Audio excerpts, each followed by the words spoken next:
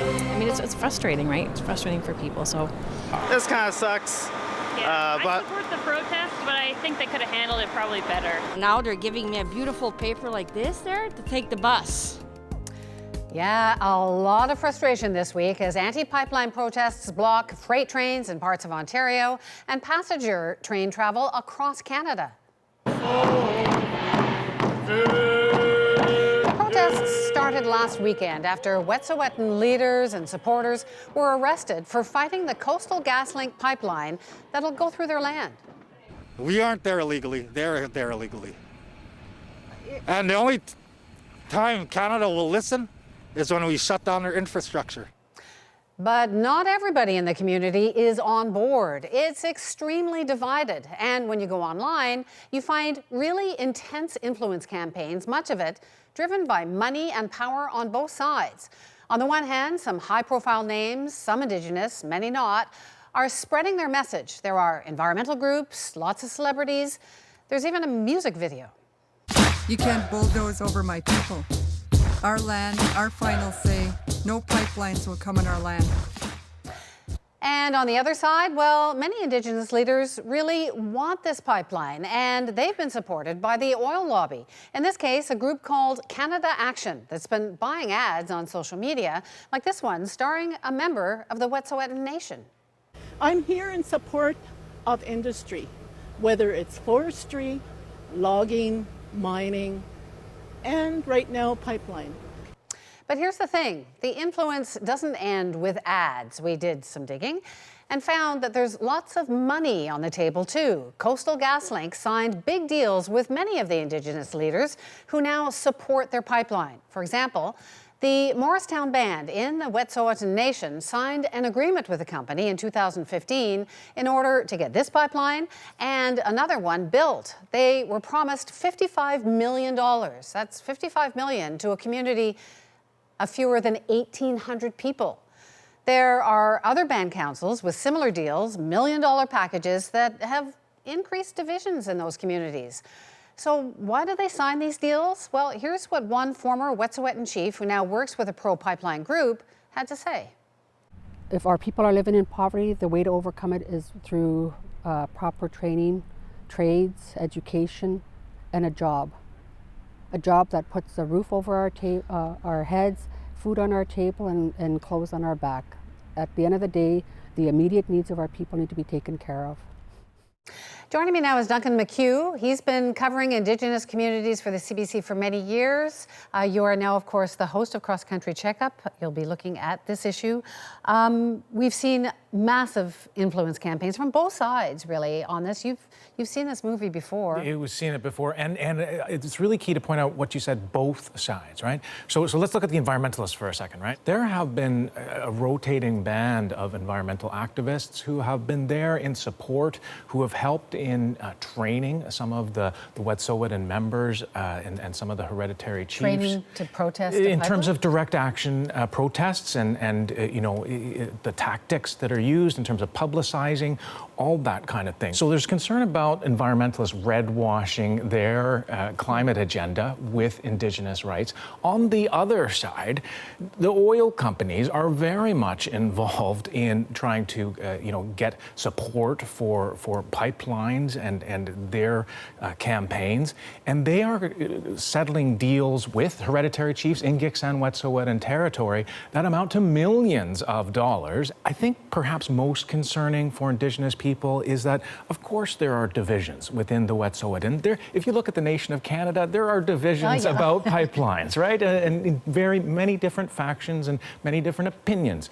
It concerns them when one side or the other takes their agenda and imposes it on the self-determination of the Wet'suwet'en Nation, their ability and their rights to express their nationhood. I think that's what concerns Wet'suwet'en and Indigenous groups right across this country when either side takes their right to say what they want to stand up for and imposes it on their agenda. It's been so great to talk to you, Duncan. Thank you. Thanks, Wendy. Duncan McHugh with me here in Toronto, and he will be talking about the protests on this week's edition of Cross Country Checkup on CBC Radio. Joining me now from Calgary is Tim McMillan. He is president and CEO of the Canadian Association of Petroleum Producers, or CAP, as it's known. So, Tim, thanks so much for joining me. We've been watching the influence campaign on both sides here, and as you know, CAP has taken out paid for ads on Facebook and on Instagram, saying the anti-everything activists are at it again. It's very strong language. I'm just wondering, do you ever worry about inflaming this debate? No, I think that it's important that we do engage Canadians, that where we see people that are building something, we recognize that as good work. And when we see people that are trying to tear something down and wreck opportunity for Canadians, that we recognize that as well. And fortunately, I think this project's an important one, but we can't let it, we can't leave it without defending it, because there are people that want to see it fail. One of your members, the Coastal GasLink, they have given tens of millions of dollars to band councils for their support of the pipeline. Some environmental activists, Indigenous members, have said that it's almost like they are taking advantage of a community by waving a check, almost like you're buying them off. What do you say?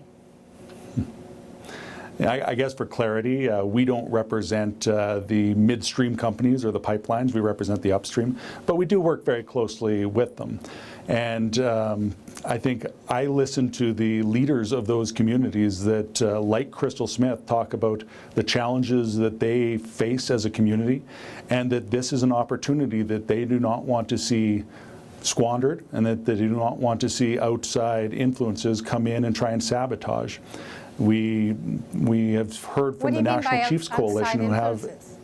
What do you mean by outside influences? Well, I think it was what you were speaking about earlier, that we see several of the activist groups, some of them coming out of the U.S., that have targeted this level, at times First Nations communities, to support their point of view. Some Indigenous leaders are saying, just leave us alone with your ad campaigns. Leave us alone and let us try and work this out ourselves. And there you are with your ads and your campaigns. And I wonder, are you making things better?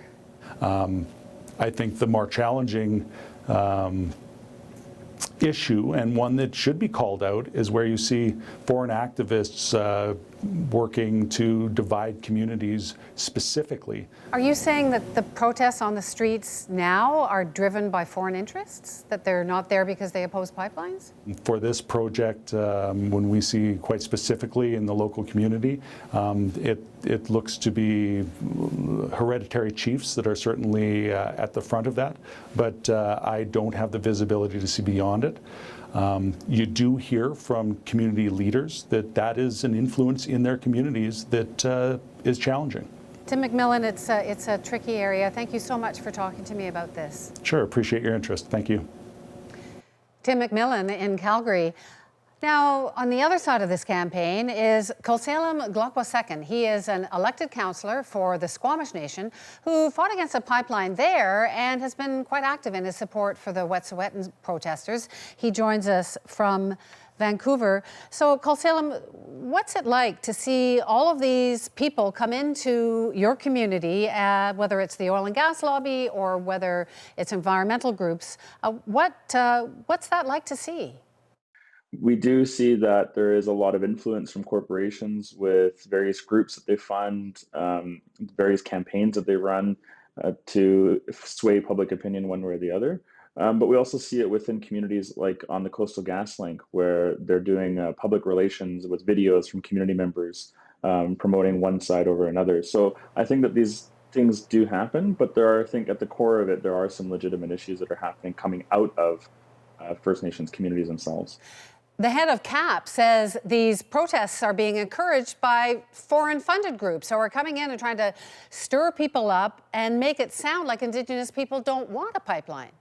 I would say that's probably demonstratively false, because you look at the groups that are actually organizing some of the blockades that are happening on the rail lines or some of the protests within some of the cities, and these are led by a lot of Indigenous youth. In Ontario and in BC, there was rail lines that have been closed down. Those are the community members from those Indigenous communities directly leading those actions. We're seeing that the pipeline companies have actually given a lot of money to band councils to get their support. What influence does that have? I think that it's not entirely fair to say that, because we look at the history of Canada and the lack of investment that the Canadian government has done into First Nations communities over decades, and not resolving the issues around title and territory and land.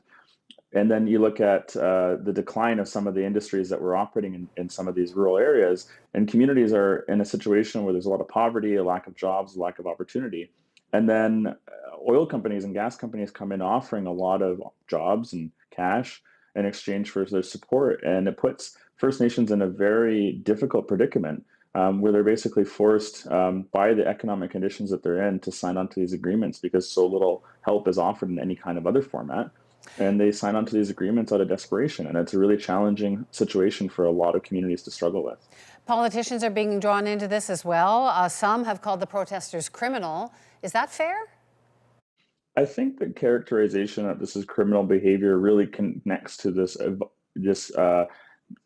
thing that's being talked about rule of law and how the rule of law needs to apply. But when we look throughout history in Canada, we can see that the rule of law has meant some very discriminatory practices towards Indigenous people. There's been things in the law that were very racist and discriminatory. And so I think what we're at a place right now is about evaluating what does rule of law mean in the context of Indigenous rights, and are we going to look at evaluating our laws to implement Indigenous rights as a minimum standard so that we can prevent these types of things from happening in the future. Koselam, thanks so much for talking to me. Yeah, thank you.